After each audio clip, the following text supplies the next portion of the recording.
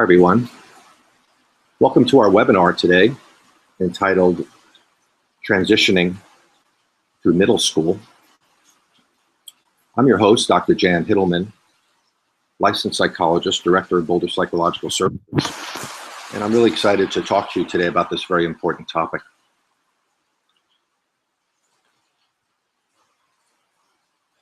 Just to give you a little outline of our webinar today, we're going to start by talking about some of the profound developmental changes that occur during this period of time, which coincides with development of adolescence.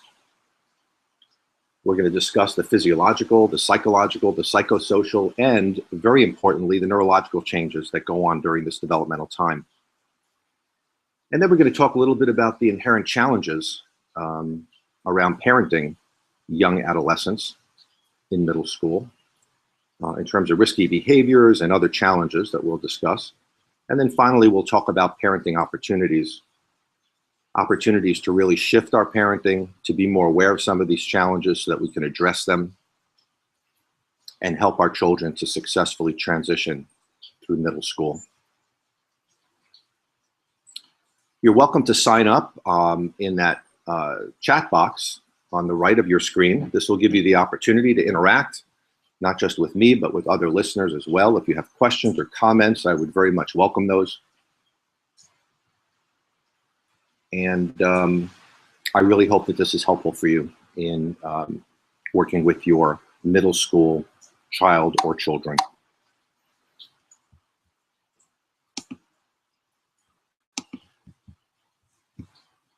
All right.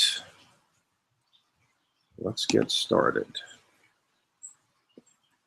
So, I want to start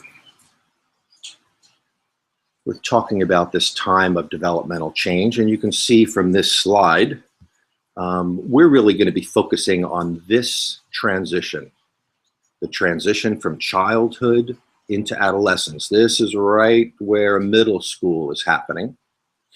And then, of course, during adolescence, our children proceed through middle school, into high school, and believe it or not, into college. We now know through brain research, which we're going to be talking about a lot more in a little while, that brain development does not stop until the mid-20s.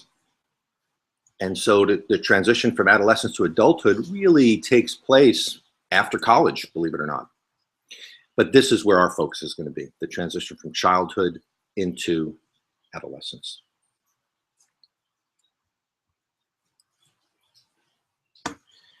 Of course, we're all aware of the significant physiological changes that occur.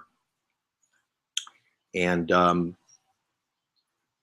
you know, many of you are aware of these changes. For example, during adolescence, it looks like some people are having problems seeing the slides. I hope that improves for you. I'm not sure why that's happening. But we know that there are a lot of physiological changes that occur during adolescence, changes in height and weight. Let me check. I see we're having some issues with the slides. Let me see if I can remedy that for us. Sorry about that.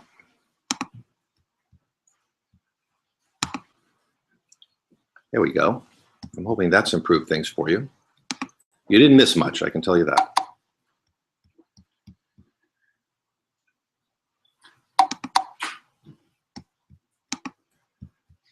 I'm just wanting to make sure that this is working correctly.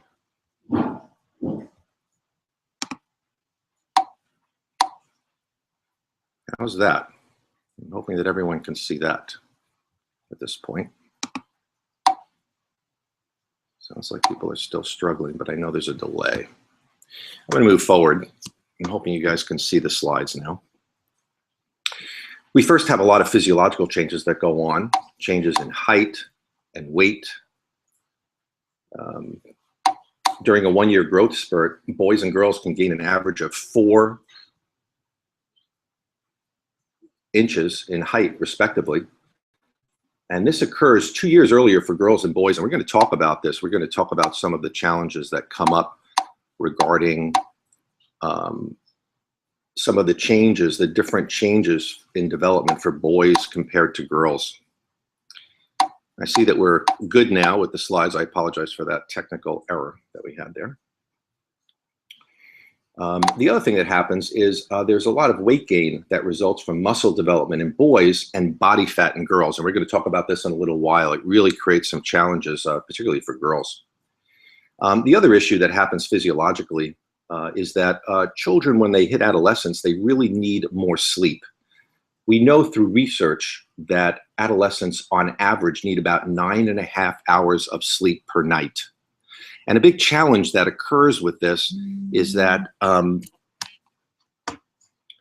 because we start high school so early, in the Boulder Valley School District, for example, as a result of tremendous community effort, there was some extension of start times in some of the high schools. From like 7:30 to 8 o'clock. I think the latest start time is 8:15. Unfortunately, we know through research that that's still too early. And many of our high schools in our district, as well as districts throughout the country, do not start late. Really, we need high schools to start no earlier than 8:30. And 9 would be better, and 9:30 would be even better than that. And so this is something that I'm hoping as a community we can continue to encourage our school administrators to consider moving that start time later, because one of the challenges that teens have is while they need 9.5 hours of sleep, because of their physiological hormonal development, the average teenager is not even tired until about 11 p.m., some later. And, to get to school at 7:30, if you do the math, we'll never be giving those teens enough time to sleep. And this is a tremendous challenge because we know that sleep deprivation is a very serious thing, not just in terms of learning, but in terms of safety. A lot of these teens are going to be driving in high school, sleep deprived. And so this is really something that we have to look at, giving them more time to sleep, particularly as they hit high school. The other thing that happens in terms of the teenage girls becoming a little oversensitive about their weight, because there's rapid weight gain associated with puberty.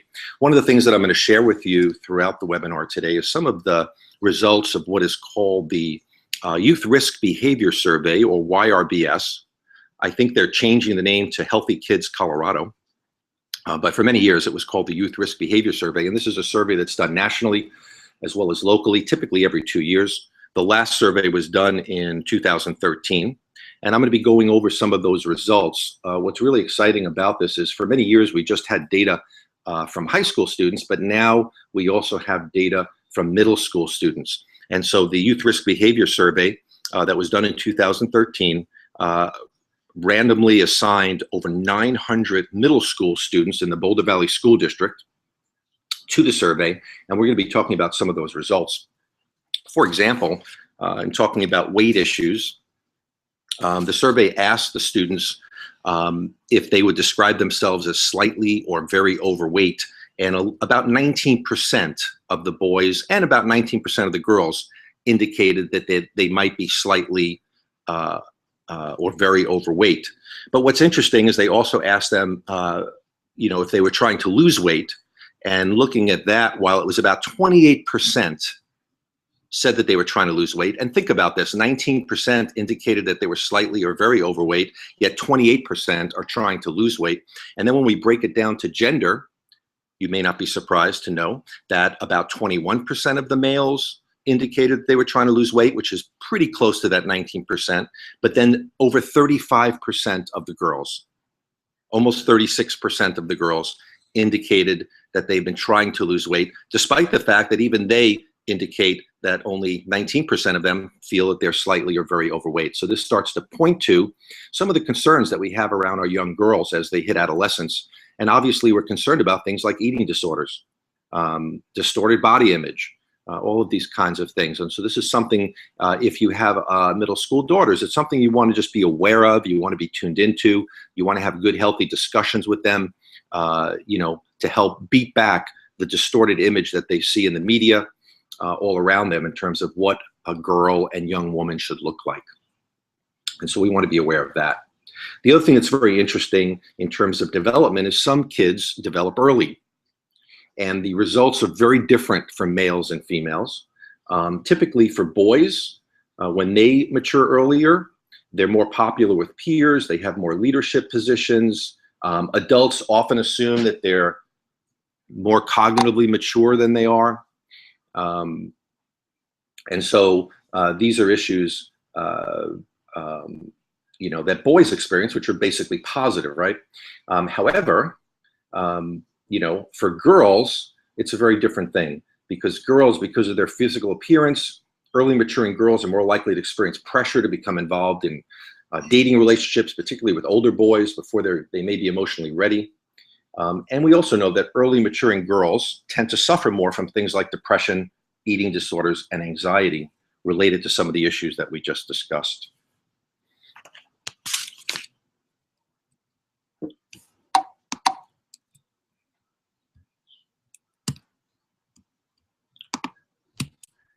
Now let's talk about psychological changes that go on. There's a lot of different psychological changes, as you can imagine, that happen during the beginning of this shift to adolescence. Erikson, who was a famous developmental psychologist, indicated that the identity crisis was the major psychosocial challenge of adolescence. And so issues around one's identity, figuring out who you are, your morals, your philosophy of life, your ethics. These are all things that early adolescents struggle with, figuring out who they are. They also are developing reasoning, abstract thinking skills, developing insight, and they're also trying to develop some autonomy, meaning that shift from dependence to independence. And this is a very important concept that we're going to touch on a few times today. That this is really one of the main tasks of adolescence, to shift from dependence to independence. This is why teens fight back all suggestions from parents. They want to start making their own decisions. They want to start doing things more independently, right? They want more freedom, etc. And so this is part of their developmental task, and then part of our parental challenge in terms of how we address these issues.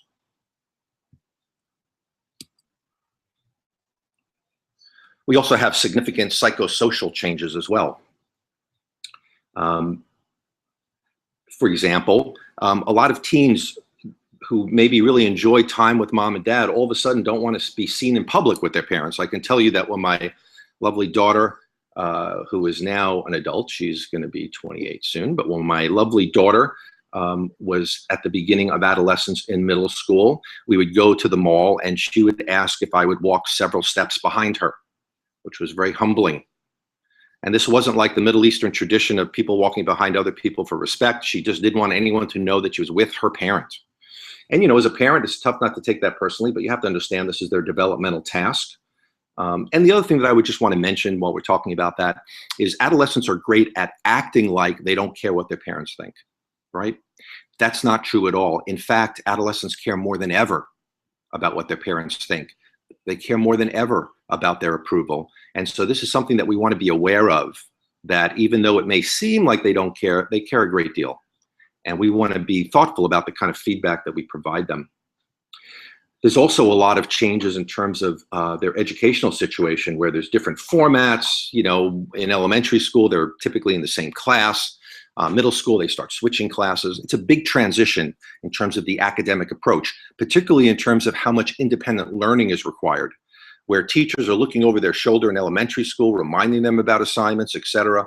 There's a dramatic shift in middle school where they're expected to start to work more independently as they prepare for the next transition into high school.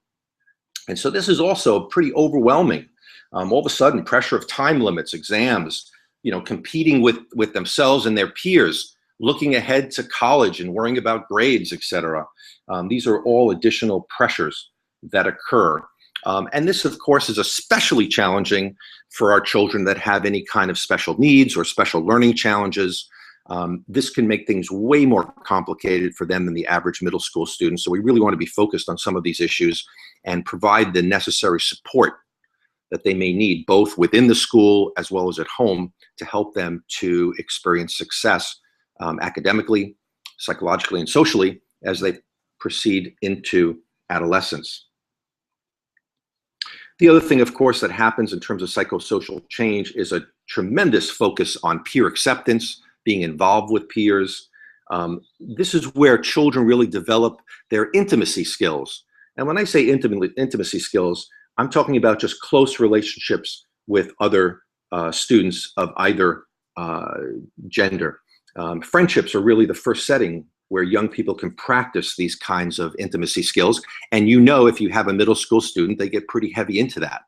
And this becomes a very serious thing to them, very important to them. It's part of why they sleep with their cell phone so they can text message at 3 in the morning, something we definitely want to think about. A lot of parents have a rule of, you sort of turn off your phone, give your phone to mom and dad at night. This might be a really good idea to consider, especially as they move through adolescence, because these problems, as you can imagine, do not decrease over time, but rather increase. Some of the other issues that I just wanted to touch on while we're on the subject of psychosocial change, again, looking at the Youth Risk Behavior Survey, involves bullying. This is something that we've really been struggling with over the last several years. And everyone agrees it's a problem, but the solutions sometimes can feel a little elusive, especially if you're that family with that child who's being harassed or bullied in school. And I can tell you in terms of some of the data, which was interesting, the middle school students for the Youth Risk Behavior Survey were asked if they had ever been electronically bullied, right? So this is social media, texting, etc. Interestingly enough, the average across genders and grades was about 24%. So that's concerning right there. 1 in 4 students experience some kind of, online harassment. What was really interesting to me is when you break it down in terms of gender, while 15% of male middle school students indicated they'd experienced electronic bullying, over 33% of the girls experienced it. So a third, which is really concerning. And I think it does kind of tie into some of the other developmental things that we talked about earlier. So again, of course, we want to take good care of our boys too as they go through the shift to adolescence. But I really have to say, through research and experience, we really want to be extra vigilant around understanding some of these developmental dynamics for our girls as they traverse this very challenging time of life. Some of the other data, just to briefly tell you about, students who felt bullied on school property, very high numbers. Overall, it was about 43%, almost half of the students. And the numbers were a little higher for females than males, females at 46%, males at 40%. And then another really disturbing statistic, percentage of students who ever carried a weapon, overall about 30%, but really it's mostly boys. 44%, almost half of the boys indicated that they had carried a weapon in the past, as compared to about 15% of the girls.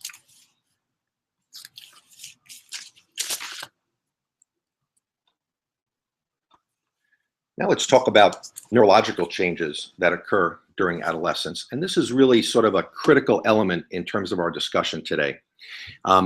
We did not even know until about 15, maybe 20 years ago, that there are profound neurological changes that occurred during adolescence. We always knew, and you know from raising your child, that there's a profound shift in terms of neurological development in very young children, right? Between the ages of birth and about 3 years old, we're all amazed by the development in our very young children in terms of language and walking, cognitive functioning, et cetera, et cetera. It's a profound time of change. And what we understand in terms of brain development is that during this time, when a child is very young, there's an overproduction of brain cells or neurons that are connected between brain cells or synapses. And then what happens is a process called pruning. This starts at about age 3. And this is much like pruning a tree. And so the weak branches get cut back, others flourish. And so this is a very important concept to consider. All of these fresh neurons, and then the pruning process happens. The pruning process is a function of what's used and what's not. Whatever's used stays, whatever's not is pruned away. And as you'll see as we discuss this, this is a very important concept in terms of adolescence because of the recent discovery around the second wave of synaptic formation, the second wave of neurological development, which coincides precisely with adolescence. And so this starts at about age 11 in girls, 12 in boys, and then the pruning back process occurs in adolescence. A lot of this information was developed under the leadership of a researcher named Dr. Jay Geed. We're going to be referring to Dr. Geed a couple of times throughout our webinar, and he is now with the National Institute of Mental Health, and really spearheaded some fantastic research that's really helped us to understand brain development in adolescence in a much more sophisticated way than we did before. And there's a lot of other things that we know now about brain development. For example, the area that is most underdeveloped and that develops in adolescence is the prefrontal cortex. This is sort of where your forehead is. And this controls a lot of things that, just think about what the prefrontal cortex controls in adolescent behavior. So one of the things that it controls is impulse control, inhibiting inappropriate behavior, organizing things, setting priorities, forming strategies and planning behavior, making decisions, empathy, insight. So in other words, because the prefrontal cortex is in development through adolescence, all of these things, all of these skills and abilities are compromised during adolescence. And that is why teens often do crazy things, right? Because they really don't have the neurological sophistication yet to make really thoughtful decisions, to control those impulses, etc. And so this is something else that we're going to be talking about a lot. But there's other parts of the brain that also are going through development. The corpus callosum, which attaches the right and left hemisphere, that does not reach maturity until the 20s, the early 20s. The parietal lobes, which integrate auditory, visual, tactile signals, those are immature until age 16. The temporal lobes, which involve emotional maturity, they're still developing after age 16. So there's a lot of things going on neurologically in those young adolescents.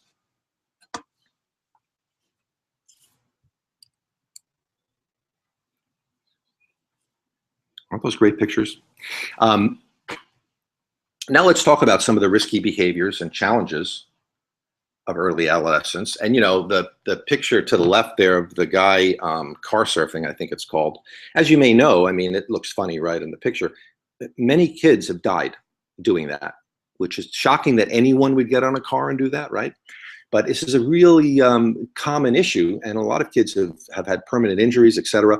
This ties in again to what we talked about brain development, that we just have some issues here where kids don't have good judgment. Years ago, I worked with a young man, a nice young man, great family. He loved those Jackass movies and shows. And he was very proud to tell me about how he used to enjoy jumping off his roof of his house.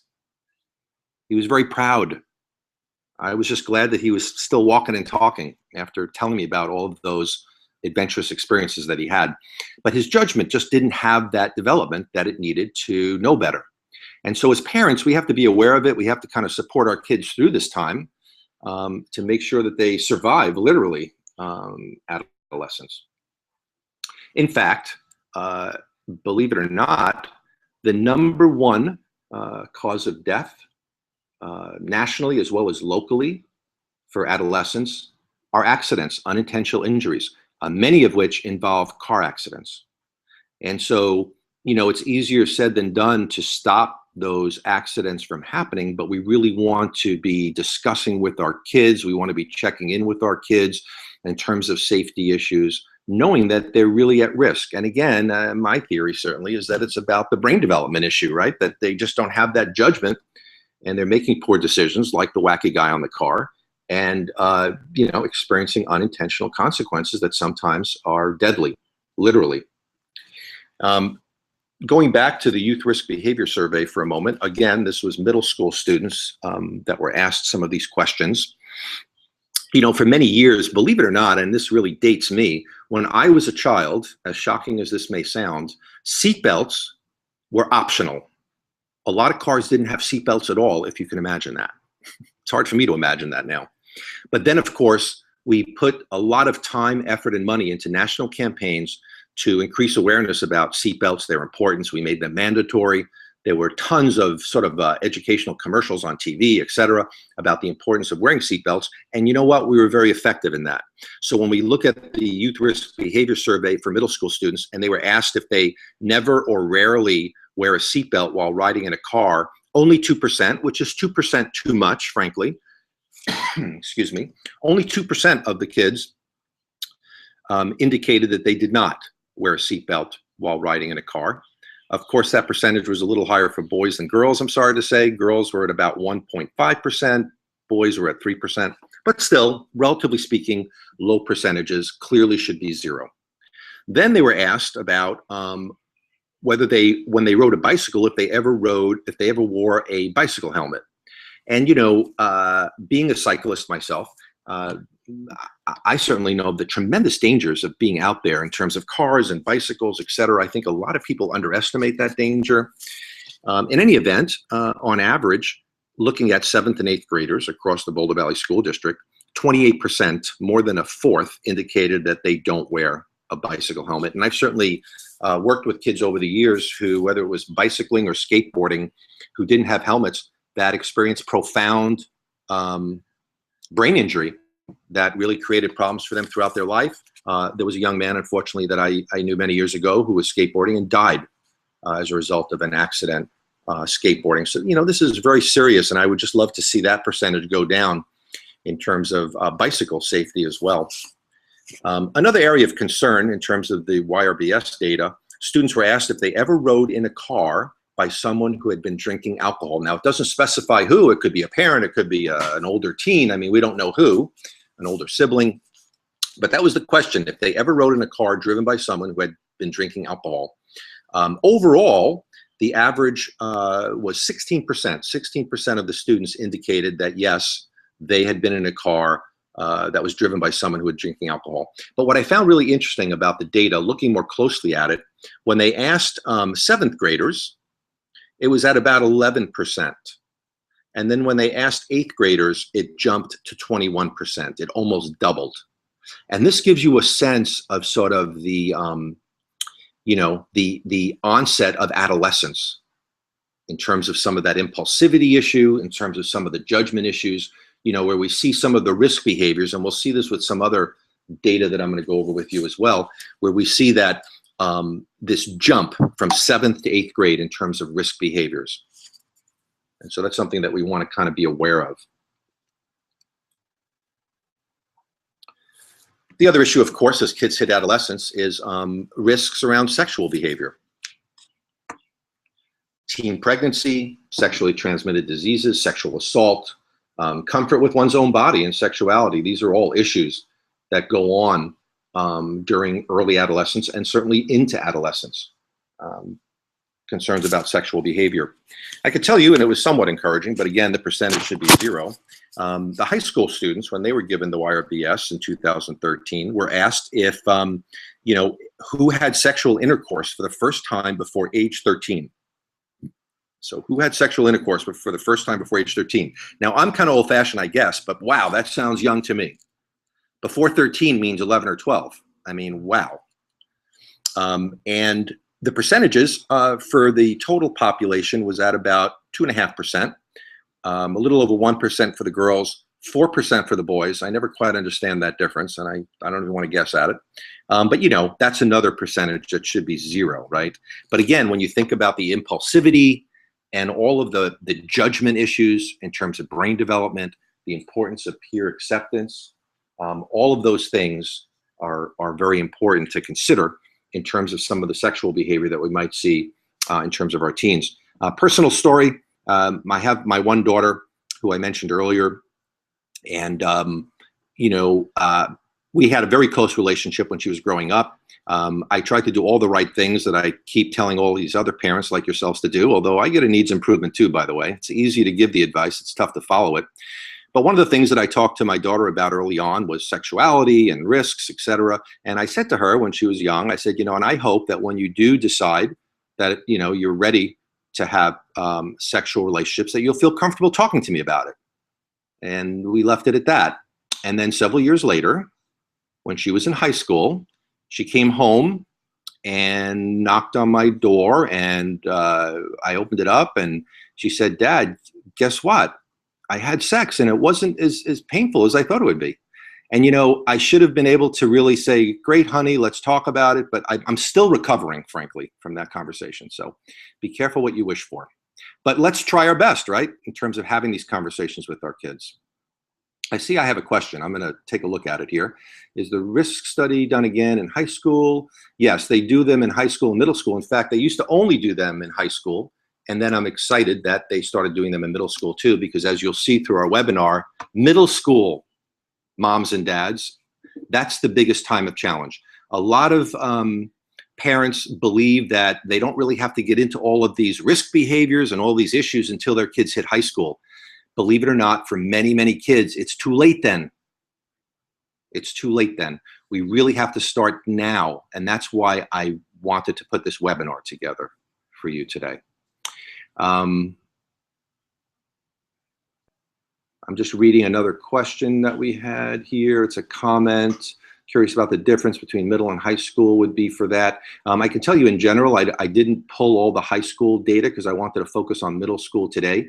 But as you can imagine, all risk behaviors go up in high school. We sort of see this pattern continue. Just like we saw the jump from 7th to 8th grade, we continue to see those kind of jumps in terms of the high school data. I hope that answers your questions.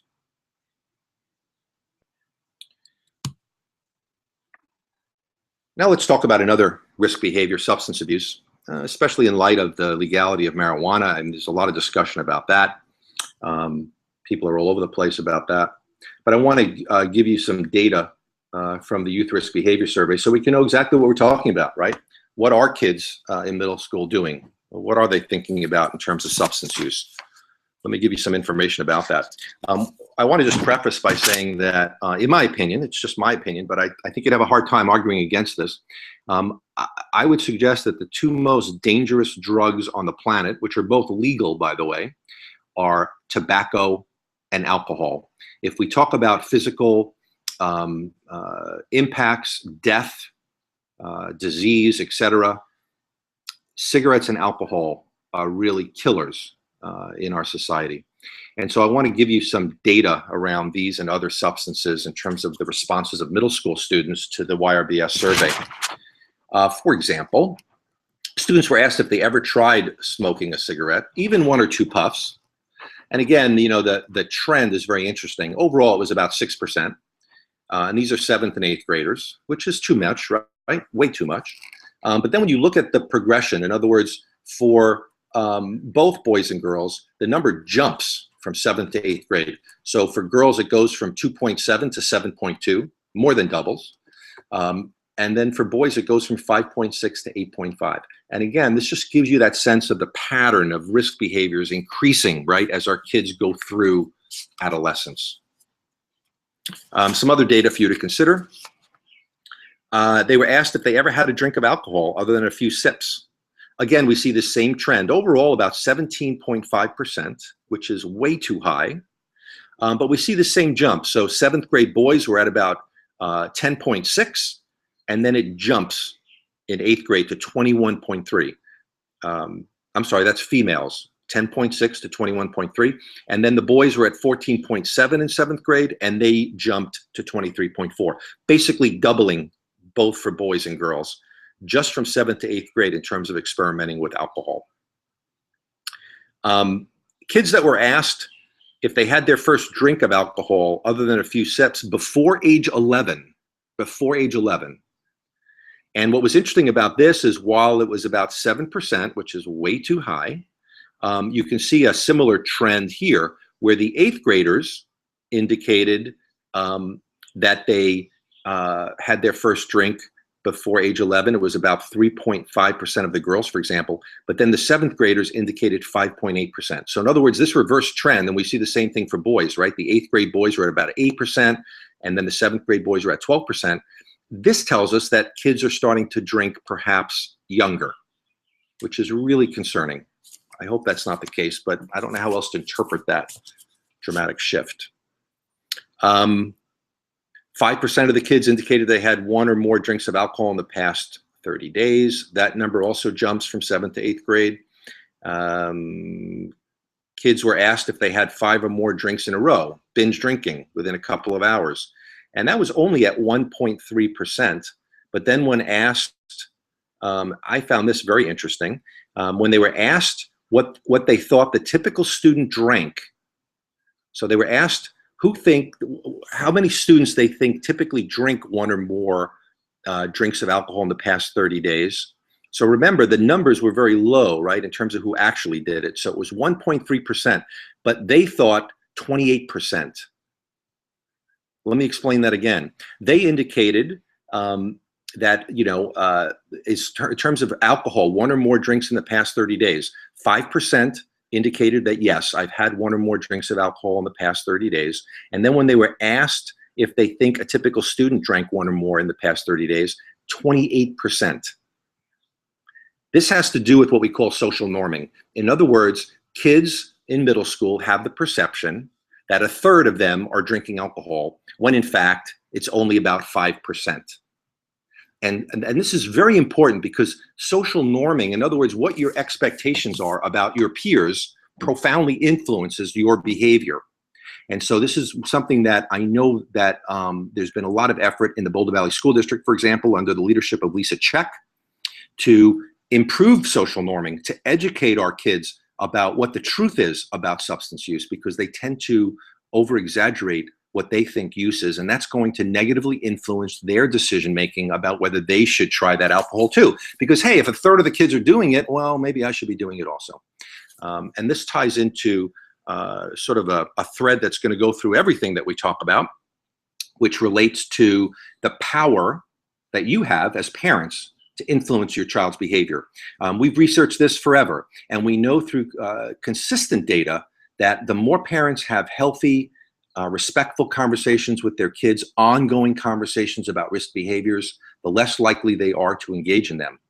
The point that I want to make to you today is the time is now, if you haven't already. These conversations, believe it or not, should happen in 5th grade, before middle school, let alone in middle school. If we wait till high school, we will have missed the boat. And so this is something that we really want to start having conversations with our kids about. And we'll talk later about how to have some of those conversations as well. Another example of this social norming phenomenon, when they were asked about binge drinking, when they were asked about binge drinking, it was a similar kind of a profile where only 1% of the kids indicated they did binge drink, yet they thought about 17% of their peers binge drank. And what was interesting to me here is 14% of the boys thought that, but 20% of the girls did. And so I think in the girls' minds, and of course, as a parent, I'm sure you're thinking ahead like I would in terms of girls and drinking and all the problems they can get into. Again, some heightened concern for our girls in terms of supporting and educating them about these very important issues. Another concern, of course, regarding alcohol, they were asked if they felt that it would be sort of easy or very easy to get alcohol if they wanted. And 39% of the students indicated yes, it would be pretty easy to get that alcohol. And of course, where would they get it from? They would get it from us usually. And so I have a very kind of a black and white attitude about alcohol in the home of adolescents. I kind of have a zero tolerance about that. Now, you're of course going to make your own decisions in your home, but the modeling effect is very powerful. And if we have alcohol in our home as adults and we're drinking wine with dinner every night, et cetera, we're modeling alcohol use to our kids, and they're just at an age where that's going to be very dangerous for them. I'm going to share some information with you in a moment about that in terms of the dangers of kids getting into, especially alcohol, at a young age. And so we want to, make sure that they don't have access to it and that it's not so easy for them to get as they sort of indicate that it is. Just a couple of more pieces of information from the Youth Risk Behavior Survey about substance use. Students were asked about if they ever used marijuana. This number jumps as well. For the boys, for example, it goes from 5% in 7th grade to 13% in 8th grade, from 3% in 7th grade for girls to 9% in 8th grade, for an overall average of about 8%. And again, these are very young children. And we know that substances like marijuana, alcohol, tobacco, they do influence brain development. And so we really want to be careful about that in terms of young kids experimenting with drugs or alcohol. Believe it or not, the rule of thumb, which kind of sounds crazy in a way, but the longer they can put off experimenting with drugs or alcohol, the healthier their brains are going to be. So if they, wait until they're in their 20s to experiment with drugs and alcohol, of course, not experimenting at all would be ideal, but the longer they put it off, the healthier their brain development will be. And part of this is our task, right, as parents, to help steer them in the right direction. I have some other data, but I want to move on in terms of the substance. I will just mention one other thing, which I always am concerned about. This always comes up with the YRBS data. I'm always shocked when I see it. I never get used to it. But here's a question that they were asked. If they ever sniffed glue, breathed contents from a spray can, or inhaled any paints or sprays to get high. This is referred to as huffing.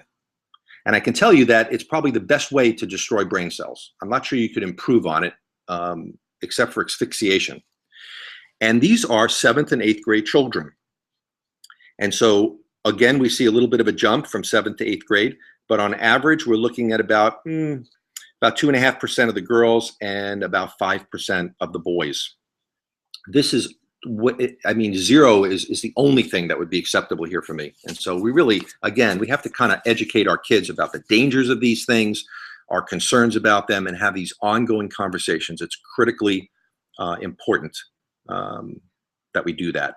The final thing I'll say about this in terms of substance is students were asked if they talked with their parent about substance dangers during the past 12 months. Okay, so these are 7th and 8th graders. Did your parents talk to you about substance abuse dangers in the last 12 months?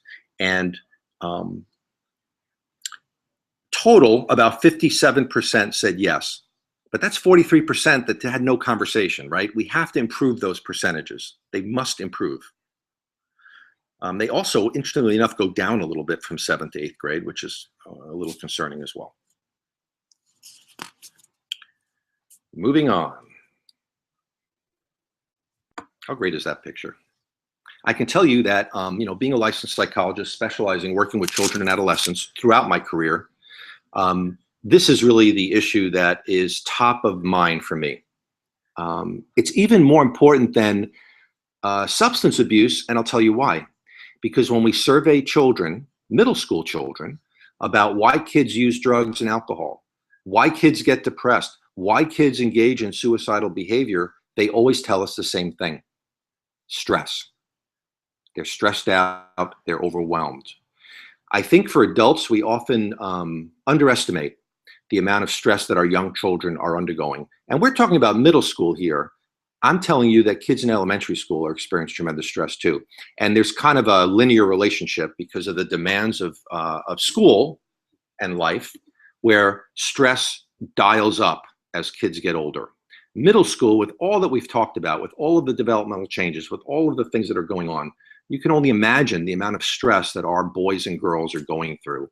And so we really want to help them to develop good stress management skills. Hopefully we adults have developed healthy stress management skills that we can model and teach our kids.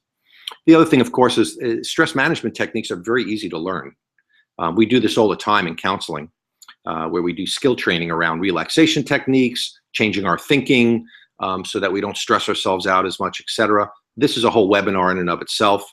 In fact, we did a webinar recently on anxiety that you can find on our YouTube channel if you'd like more information about that.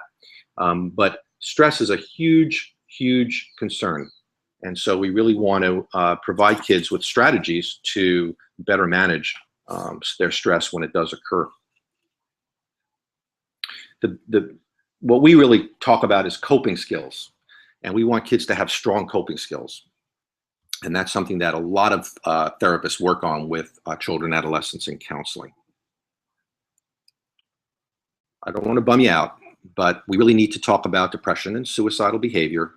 And the reason for that, and this is, I think, one of the most shocking statistics I ever heard. The reason for that is that the fastest growing group for suicide, believe it or not, are youth aged 10 to 14. 10 to 14. And so this is a real concern. I mean, that's right in elementary, let alone middle school. And this is, again, why we can't wait till high school to address these issues. We have to start earlier. We have to start having conversations earlier.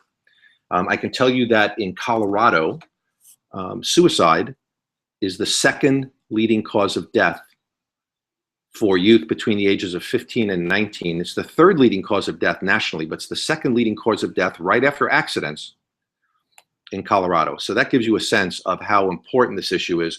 And tragically, it's estimated nationally that only 30% of adolescents who are suffering from depression receive treatment. And this is really tragic because we actually have great strategies to treat depression. I can't say that we're able to successfully treat it in every case, but certainly in the vast majority of cases, we're able to dramatically improve and reduce those symptoms. And so this is something that we really want to consider if we have concerns about our kids. And what I really suggest to parents, when you think about this, you will realize how crazy it is. When our kids have physical symptoms, what do? We take them to the doctor to find out if it's something we should be concerned about, if they need medicine, etc. We never do that with mental health issues, and we really should. When we start to see mental health issues in our kids, it's better to be safe than sorry, believe me. And so a strategy that you should consider if you have some concerns about any kind of mental health issue with your child or adolescent is a one-time assessment, just like when you go to the medical doctor. If you go to a licensed mental health professional who has expertise in working with kids your child's age, they can meet with your child one time and assess them and get a sense as to whether there are any concerns around depression, anger, et cetera, and make recommendations to you. And then you and your child can choose whether you want to follow up on those recommendations. But it's very important to get a professional opinion, just like you would for a physical illness or symptom. I want to just go through some of the warning signs of depression briefly.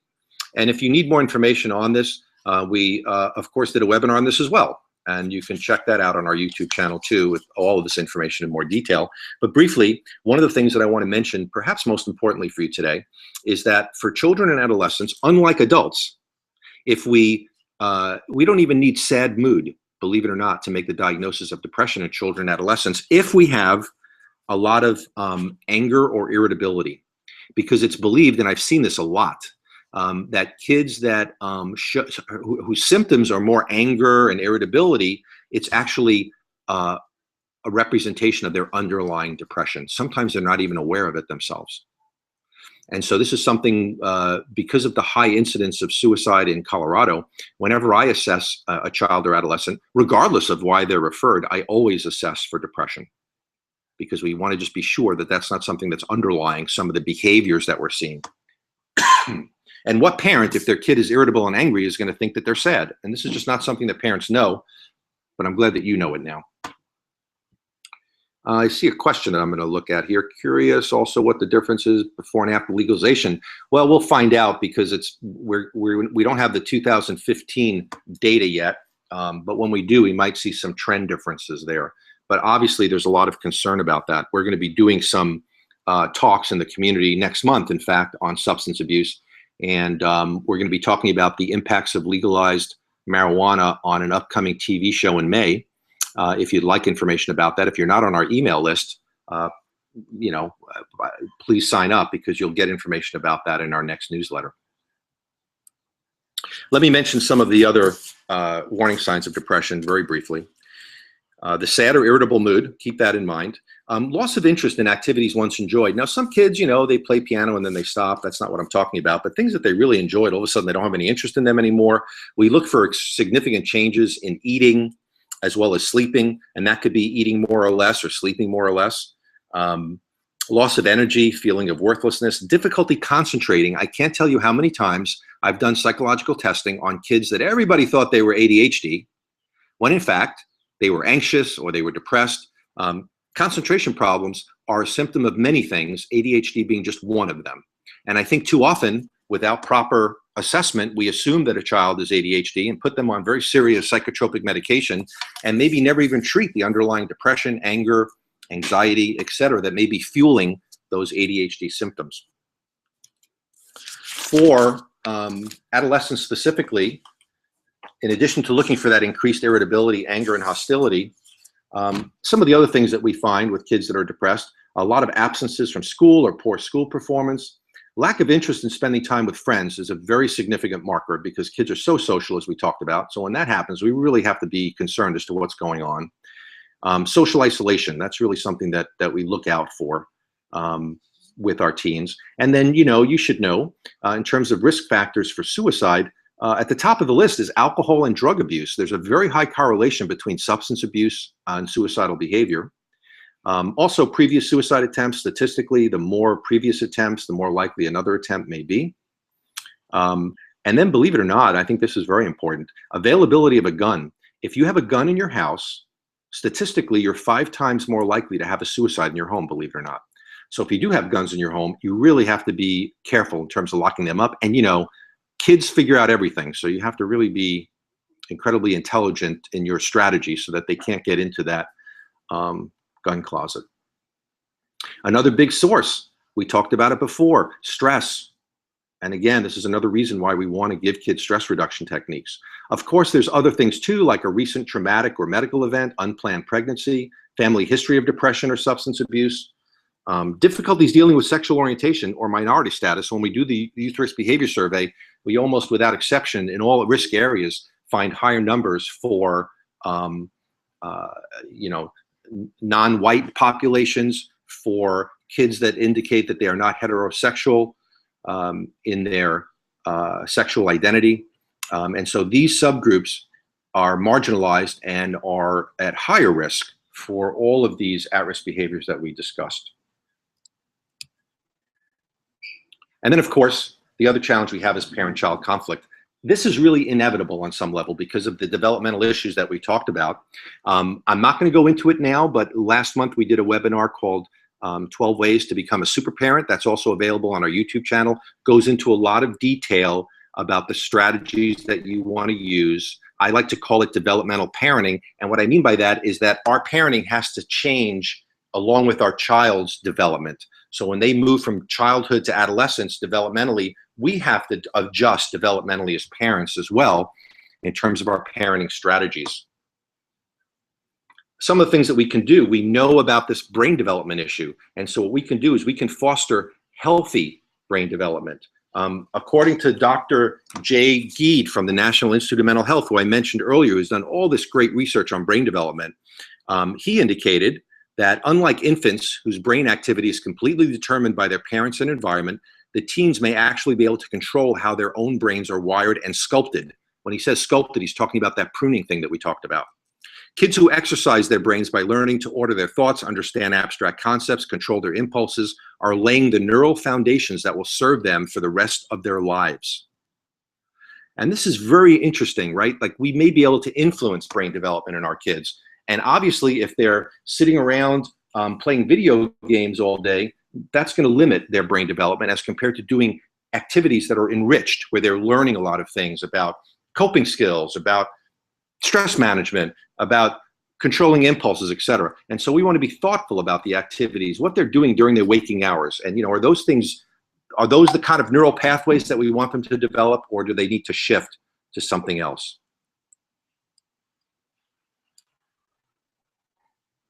We have to adapt our parenting strategies. We have to do that in terms of the developmental parenting. We have to change those patterns and use strategies. These are strategies that we talked about last month in our Super Parent webinar.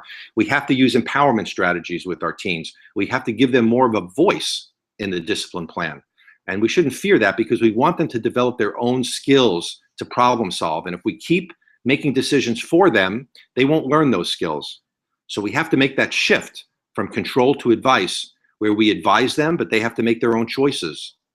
We also have to choose our battles, or otherwise, I promise you, you're going to be battling constantly with your adolescent. We want to communicate effectively. And sometimes when you follow this advice, your child may end up at the school of hard knocks, meaning that, you give them advice, they make a bad choice, and they have to deal with the consequences. It's much better for them to learn those lessons as young as possible. And so it's okay. We all visit the school of hard knocks, right? We learn. Remember that learning requires trial and error. It requires us to make mistakes to learn. And so we want them to learn these things earlier in life, not later.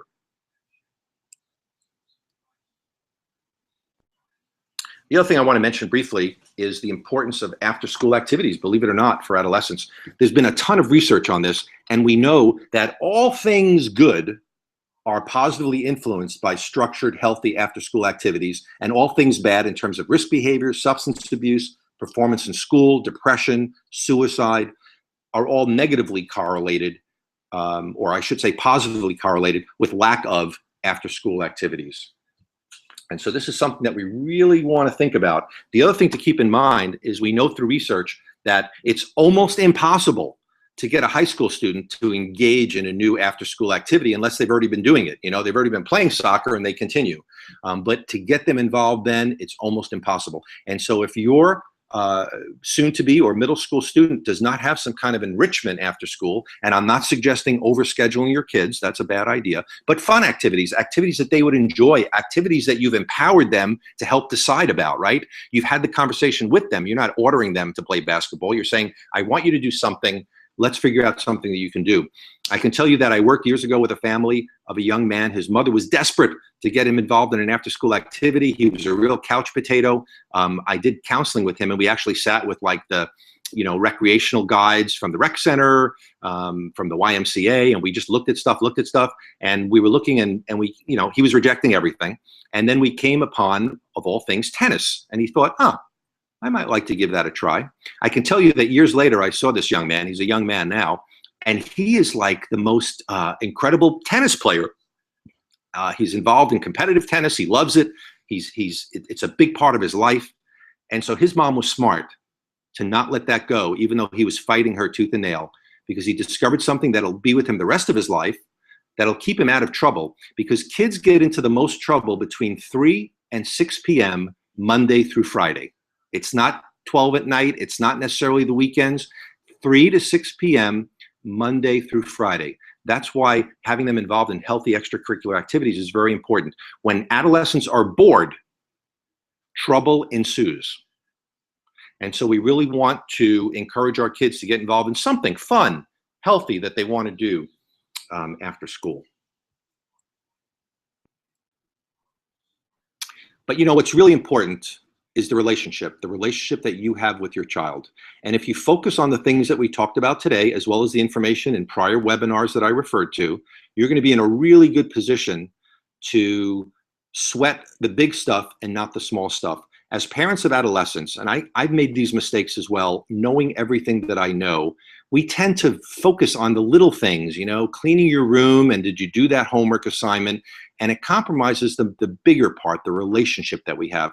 By using empowerment strategies with our kids, as we discussed earlier, it's a great step towards shifting that relationship. Because what's sad is when we get into battles constantly with our teenagers, and then as young adults, we don't even have a relationship with them anymore. They can't wait to get out of the house and have nothing to do with us. And that's so sad for us and so sad for our kids that they don't have this experienced, wiser, loving adult in their life to help them make decisions.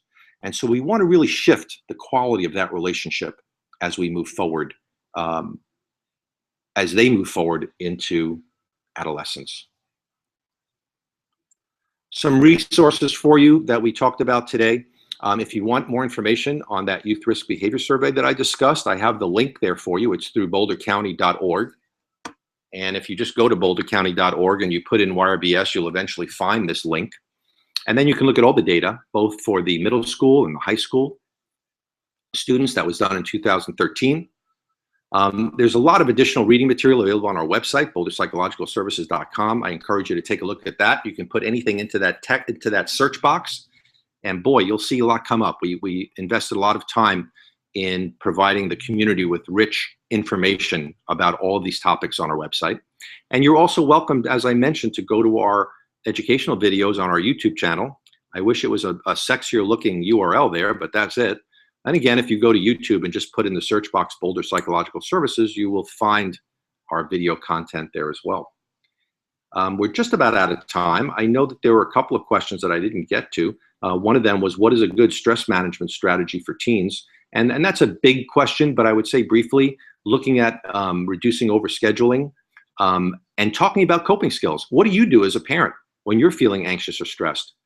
What are your coping skills? Hopefully you have some healthy ones that you can model for your child. If you don't, never too late to start. and to talk about it, to talk about stress, to talk about our thinking and how it affects how we feel. I wish I could go into more detail, but we are just about out of time.